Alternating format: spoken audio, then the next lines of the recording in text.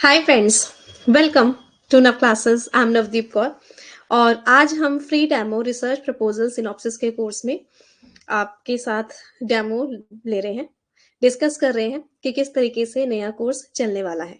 ठीक है, are you ready and excited? Yes, this is free class and very crisp demo.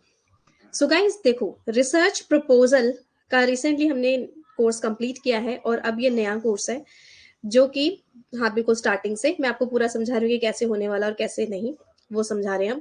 कृपया करके please पूरी डेमो देखिए, उसके बाद आपको समझ में आएगा। कोई क्वेरी है तो फिर आप बाद में पूछना, ठीक है? Let me start. तो देखो, रिसर्च प्रपोजल जो है ये आपको ओनली रिसर्च प्रपोजल वाले कोर्स में भी मिलेगा, जैसे कि ये वाला रिसर्च प्रपोजल का कोर्स है, ठीक है?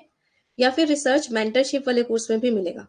रिसर्च मेंटरशिप वाले कोर्स में ये बेनिफिट होता है कि इसकी वैलिडिटी 1 ईयर होती है और इसके अंदर रिसर्च प्रपोजल भी बनाते हैं। रिसर्च प्रपोजल के साथ साथ इंटरव्यू वाला कोर्स भी आपको मिल जाता है, जो कि अनअकैडमी पे सॉरी जो कि यहाँ पर नव क्लासेस पे अगर आप कोर्सेज में रिसर्च एंड पीएचडी वाले पे देखेंगे तो बहुत सारे कोर्सेज यहाँ पर इस तरीके से अवेलेबल है और सारे के सारे कोर्सेज अलग अलग है ना? इंटरव्यू का अलग है, रिसर्च का अलग है, एथिक्स का अलग है। सी होल करके देखेंगे तो सब दिखाई दे जाएंगे। सो रिसर्च सिनॉप्सिस का सेपरेट कोर्स ये रहा, ठीक है? इंटरव्यू वाला भी अलग भी है। तो लेकिन मेंटरशिप में क्या होता है कि रिसर्च के सारे कोर्स आपको एक जगह मिल जाते हैं और रिसर्च प्रपोजल का कोर्स सेपरेट भी है हमारे पास। अगर आप पूरा फुल अफोर्ड नहीं कर पाते तो रिसर्च पेपर, इसके अंदर हम लोग एसएलआर बेस रिसर्च पेपर लिखते हैं, ठीक है? और bibliometrics based bibliometric art software workspace software दोनों मैं सिखाती हूँ।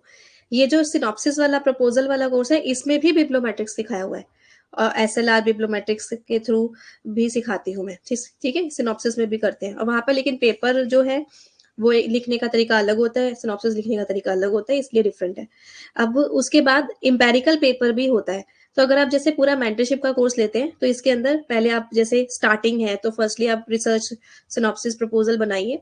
रिसर्च प्रपोजल इन पीएचडी में एडमिशन से पहले बनाया जाता है और वही चीज फिर जब एडमिशन हो जाता है उसके बाद आरडीसी होती है या आरएसी होती है, मतलब कि वो आपका टॉपिक सिलेक्ट होता है और फिर आप उस पर अपनी पीएचडी वर्क करते हैं, तो उसको बोलते हैं सिनॉप्सिस। ठीक है? जो मैं यहाँ पर नव क्लासेस पे सिखा रही हूँ, ये कॉमन क्यों रखा है मैंने, वो इसलिए क्योंकि मैं आपको प्रपोजल ही सिनॉप्सिस के लेवल का, हाईएस्ट लेवल का, बढ़िया लेवल का सिखाती हूँ, जिसकी वजह से आपका जो इसका सिलेक्शन का पॉसिबिलिटी है वो इंक्रीज हो जाती है, ठीक है? और इस प्रपोजल में टाइटल कैसे सिलेक्ट करते हैं, आप चाहे किसी भी सब्जेक्ट के हो, all subject students can attend this course. And title कैसे डिसाइड करते हैं से लेकर आपका पूरा proposal at the end ready हो जाएगा, ठीक है? सो इसके अंदर आपको कोई प्रॉब्लम नहीं है और सबसे अच्छी बात की सर्टिफिकेशन भी मिल रहे हैं आपको मेरे सभी रिसर्च कोर्सेज में, जो कि वैलिड होंगे क्योंकि नव क्लासेस प्राइवेट लिमिटेड कंपनी है एंड हमारे सर्टिफिकेट्स बिल्कुल वैलिड है, ठीक है? क्योंकि इसका मतलब ये होता है कि आपने क्लासेस अटेंड किए और आपने ये मेथोडोलॉजी सीखी है। इसके अंदर आपको सिस्टमैटिक लिटरेचर रिव्यू एंड बिब्लोमेट्रिक्स भी सिखाया जाता है। उसके साथ साथ कुछ सॉफ्टवेयर होते हैं, कुछ सॉफ्टवेयर सीक्रेट है, वो हम कोर्स में सीखते हैं। ऑफ कोर्स आपको तब पता चलेगा। ओवरव्यू मोटा मोटा जैसे मेंडले, जुटेरो, आर सॉफ्टवेयर, वॉस्पेयर सॉफ्टवेयर, ये सब कुछ सॉफ्टवेयर हैं जो हम यहाँ पर सीखते हैं, ठीक है? इस तरीके से चलता है। इंपेरिकल रिसर्च पेपर का मतलब ये होता है, जो कि आपको मेंटरशिप वाले कोर्स में मिलेगा, जिसके अंदर हम SPSS software and Amos software का यूज करके पेपर लिखते हैं और पब्लिश भी करा सकते हैं हम, ठीक है? और पीएचडी रिलेटेड कोई भी गाइडेंस है, कोई भी इश्यूज है, पूरा 1 साल तक आपके साथ रहता है। अगर आप ओनली प्रपोजल वाला कोर्स लेते हैं तो ये आपका 4 मंथ की इसकी वैलिडिटी है, लेकिन उससे आपको कोई टेंशन लेने की जरूरत नहीं होती। बिकॉज एक बार आपने मेरे साथ मिलकर जब बना लिया तो कल को आपको किसी और टॉपिक पे बनाना हो तो आप श्योरली कभी भी बना सकते हैं, क्योंकि हम कोर्स में एक चीज ऐसी है जिसकी वजह से जो मैं जितने भी नोट्स हैं वो आपको मिल जाते हैं। मैं फर्स्ट क्लास में ही आपको बताती हूँ कि आपको ये ज्वाइन करना है, तो जो भी आप ज्वाइन करते हैं वो आपको फर्स्ट पार्ट में पता चल जाएगा, ठीक है? क्योंकि अभी मैं फ्री ऑफ कॉस्ट में कुछ चीजें हैं जो हिंट दे रही हूँ, वो पहली क्लास में समझ में आ जाएगा। उसका एक्सेस आपके पास लाइफ टाइम रहता है, ठीक है? जिसकी वजह से जो असाइनमेंट्स है उसमें मैंने आपको क्या रूल्स एंड रेगुलेशन बताए हैं, कैसे बनाना है, क्या इसके अंदर होना चाहिए, वो सब मैंने वहां पर लिखा हुआ है। तो वो चीजों का एक्सेस आपके पास लाइफ टाइम रहता भी है, तो कोई दिक्कत की बात नहीं है। सो इस तरीके से चलता है। अब आपको समझ में आ गया? तो चलिए अब अंडरस्टैंड करते हैं कि ये कोर्स किस तरीके से चलने वाला है। Structure of the research proposal या रिसर्च सिनॉप्सिस कोर्स। ये कोर्स डिजाइन किया गया है ताकि आपको हैंड्स ऑन गाइडेंस दी जाए। इसीलिए आप नोटिस करेंगे हमने इस कोर्स का नाम क्या रखा है, personalise workshop to write research proposal synopsis. तो ये एक तरीके से वर्कशॉप है। वर्कशॉप शब्द का मतलब होता है कि मैं आपको फुल्ली गाइडेंस देती हूँ और आप अपना असाइनमेंट क्रिएट करते हैं जिसकी वजह से आपको वो काम करना आता है। ठीक है, ऐसा नहीं होता कि हम यहाँ से बना के आपको दे देंगे बना बनाया, वो अनएथिकल काम नहीं करते। मैं आपको सिखाऊंगी, वो इस तरीके से सिखाऊंगी कि आप अपने एंड पे कल को कोई और टॉपिक पे बनाना हो, कुछ और करना हो, आपका खुद का ब्रेन काम करे। Is it clear? तो ये यहाँ पर बेनिफिट रहता है। मेरा ओनली प्रपोजल वाला कोर्स या फिर रिसर्च मेंटरशिप वाले कोर्स दोनों ही पर्सनलाइज्ड है। ठीक है, 1 to 1 आपको मेरी खुद की गाइडेंस भी मिलती है। एक्सीलेंट रिसर्च प्रपोजल सिनॉप्सिस आप मेरे साथ मिलकर कर सकते हैं, लाइव इंटरेक्शंस के थ्रू, असाइनमेंट्स के थ्रू एंड पर्सनलाइज सपोर्ट के थ्रू। अब समझते हैं कि इस बार कोर्स में क्या क्या रहने वाला है। इस पूरे कोर्स के अंदर टोटल होते हैं 10 लाइव क्लासेस, जो कि ऑलरेडी मैं ले चुकी हूँ। ठीक है, 10 क्लासेस हैं और हर एक क्लास में मैं एंड में आपको असाइनमेंट देती हूँ। तो वो असाइनमेंट्स है। अब क्या होगा कि जो कॉम्प्रिहेंसिव लेसन्स आपको इस कोर्स में मिलेंगे, वो आपको बता रहे होंगे कि इस चीज को कैसे करते हैं। एंड साथ ही साथ वो जो असाइनमेंट मैं आपको दूंगी, उन असाइनमेंट्स को आप अपने एंड पे बनाओगे और वो मेरे को पर्सनली अब व्हाट्सएप पे चेक कराओगे। ठीक है, सो 10 के 10 असाइनमेंट्स बनाओगे। अब ये पर्सन टू पर्सन वेरी करता है कि वो कितना टाइम लेता है इसके ऊपर। आप चाहो तो, एक तो वैसे तो मैं आपको ये बताऊं कि every subject student can take it. ठीक है, आपका कोई सा भी सब्जेक्ट हो, क्योंकि यहाँ पर मेरे को रिसर्च की नॉलेज चाहिए, ना कि आपके सब्जेक्ट। और ऑफ कोर्स मैं इस वक्त 400 से ज्यादा बच्चों को ऑलरेडी पढ़ा चुकी हूँ रिसर्च प्रपोजल वगैरह। ठीक है, तो इस वजह से मुझे ऑलमोस्ट सभी सब्जेक्ट्स का आइडिया प्रॉपर हो चुका है। ठीक है, तो आपके किसी भी सब्जेक्ट का टाइटल हम लोग साथ मिलकर डिस्कस करते हैं। और जब हम टाइटल डिस्कस करते हैं उसको बोलते हैं ब्रेनस्टॉर्मिंग।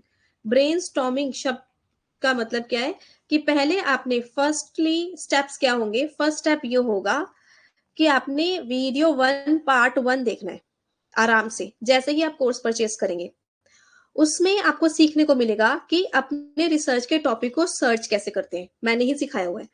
उसमें रेलेवेंट कीवर्ड्स कैसे चूज करते हैं और उसके बेसिस पे अपना रिसर्च प्रपोजल का टाइटल कैसे बनाते हैं। फिर उसके बाद आपको मेरे को कांटेक्ट करना है।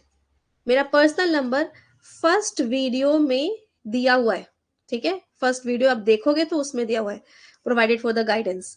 एंड इसके थ्रू आप मेरे को जब कनेक्ट करते हैं तो उसके बाद अगर आप देखो मेरे को कॉल करते हैं और अगर मैंने सेम टाइम पे उठा लिया, it means I am ready. अगर नहीं उठाया तो डोंट वरी, मैं अपने टाइम पे आपको कॉल बैक करती हूँ। तो उसमें एकदम से परेशान होने की बात नहीं है, आप आराम से रुकिए, आपको कॉल बैक आएगा when ever I have time. क्योंकि ये मेरा वादा है और ऑलरेडी आई यू नो कि कितना डेडिकेटेड हूं मैं अपने काम को लेकर। ठीक है, so I will surely call you back. Then उससे क्या होगा कि हम लोग, पहली वीडियो आपने देखी, थोड़ा सा फ्रेमिंग बनाई अपने दिमाग में, देन आप मुझे कॉल करोगे। फिर जब भी हमारी बात होगी तब हम टाइटल डिस्कस करेंगे। अब टाइटल डिस्कस करके डिसाइड करने में डिपेंड करता है कि क्या पता आपके कीवर्ड इतने अच्छे हो जो आप डिसाइड करके लेकर आए हो, मुझे एक बार में पसंद आ जाए। ठीक है, तो हो सकता है वहीं पे सिलेक्ट हो जाए। लेकिन अगर मुझे लगता है कि नहीं, इसमें चेंजेस करने की रिक्वायरमेंट है और समझने की रिक्वायरमेंट है, तो 2 to 3 डेज लग सकता है as per the person student. ठीक है, और हो सकता है जल्दी भी हो जाए। अब उसके लिए अगर आपको अर्जेंट बेसिस में चाहिए, मान लो किसी यूनिवर्सिटी में आपने भरा हुआ है, उसमें जल्दी जल्दी चाहिए, then you will tell me कि 10 दिन के अंदर रिक्वायर्ड है तो इसलिए जल्दी हमने डिस्कस करना है, तो उस हिसाब से पेस फास्ट किया जाता है। लेकिन आपको इस बात की चिंता करने की जरूरत नहीं है कि मेरा टाइटल अच्छा होगा या नहीं, क्योंकि वो मैं देखूंगी ना, वो that I will see whether this title suits you और not suits you as per the industry norms, as per academic norms, right. तो उसकी टेंशन लेने की आपको कोई जरूरत नहीं है, हम उसको डिस्कस करेंगे। मैंने क्या बोला था यहाँ पर, ब्रेनस्टॉर्मिंग। ब्रेनस्टॉर्मिंग शब्द का मतलब क्या है कि थोड़ा-सा आप मेरे साथ कीवर्ड डिस्कस करते हो, थोड़ा-सा मैं सोचती हूँ, मैं सर्च करती हूँ गूगल स्कॉलर पे and we will interact with each other और डिस्कस करते हम एक लेवल पे पहुँच जाते हैं। तो एक चीज़ याद रखना, whenever you are calling me, do not bother about कि भाई टाइम लग रहा है या ये लग रहा है। क्योंकि अगर मैं आपकी कॉल उठा रही हूँ या आपको कॉल बैक कर रही हूँ, तो इसका मतलब क्या है? मैं मैं खुद इतने बिज़ी शेड्यूल में से आपके साथ टाइम स्पेंड कर रही हूँ। तो कभी भी इम्पेशेंट होने की ज़रूरत नहीं है, जब भी हम टाइटल डिस्कस करें। अपना समय निकाल कर, धैर्य बनाकर सोचें, डिस्कस करें, बोलें कि मुझे ये पॉइंट्स, कीवर्ड्स लगता है, मुझे ये लगता है, उसमें हम लोग स्मूथली चलेंगे। कभी-कभी बच्चे क्या करते हैं कि एकदम से स्ट्रेस में आता है, नहीं मैं छोड़ दिया मैंने। ये वाले काम नहीं चलते, पेशेंस चाहिए होता है। सो इसके लिए आप अपने खुले दिमाग से आइए कि yes I want to discuss. If you discuss then you will get correct title. Okay, तो वो चीज आप फ्लो मेरे ऊपर छोड़ दें। जो मैं आपके साथ बात कर रही हूँ, जो मैं आपसे पूछ रही हूँ, उस चीज की कन्वर्जेशन होती रहेगी, तो उसके बेसिस पे हम लोग टाइटल निकालते हैं। अब आपको टाइटल कैसे निकालते हैं उसका मीनिंग समझ में आया? जितने भी टॉपिक दिमाग में आते हैं उसके हिसाब से आप फर्स्ट क्लास देखकर then you need to call me. ठीक है, उससे पहले नहीं, क्योंकि उससे पहले का करने का कोई फायदा ही नहीं है, क्योंकि मैं आपको दोबारा बोलूंगी पहली क्लास देख के आओ। राइट, उसके बाद क्या होगा, नेक्स्ट टाइम हमारे सारे काम ऐसे ही होंगे कि वन नेक्स्ट पार्ट देखेंगे आप, और उसके अकॉर्डिंग कोई डाउट होगा तो आप मेरे से पूछेंगे, because again you have my personal number, you have my personal WhatsApp number also. ठीक है, नहीं होगा तो असाइनमेंट बनाएंगे और मुझे व्हाट्सएप पे चेक करेंगे। फिर इस तरीके से आगे आगे गाड़ी चलती है। जब आपका पूरा बन जाता है और कल को किसी यूनिवर्सिटी में आप इंटरव्यू देने जा रहे हो, तो एक बारी मेथोडोलॉजी लास्ट, मतलब वैसे तो आपको हर एक असाइनमेंट मेरे को चेक कराना ही है, ठीक है, लेकिन एक चीज होती है टाइटल वाली, सबसे बड़ी बात होती है, दूसरी जो होती है मेथोडोलॉजी वाली बात। ठीक है, तो मेथोडोलॉजी भी हम लोग अ, देखेंगे कि अगर आपने सही बनाई होगी तो ठीक है, नहीं तो we will discuss so that इसमें कोई कमी पेशी ना रह जाए। तो फाइनली फिर आप इंटरव्यू के लिए रेडी हो जाएंगे और आपका सिलेक्शन भी हो सकता है। ठीक है, हो सकता है, होगा, अगर आप उसको सही तरीके से बनाएंगे तो। क्योंकि मैंने जितने बच्चों का रिसर्च प्रपोजल बनवाया है, सभी का फीडबैक बहुत अच्छा है। ठीक है, सो पर्सनलाइज फीडबैक, आपको डायरेक्ट इंटरेक्शन करने का मौका मिलता है मुझसे, और कोई डाउट होता है तो आप वो डाउट भी क्लियर कर सकते हैं। बस एक छोटी सी रिक्वेस्ट सिर्फ इतनी ही है कि आप एक बारी मेरे को कॉल करके छोड़ दीजिए।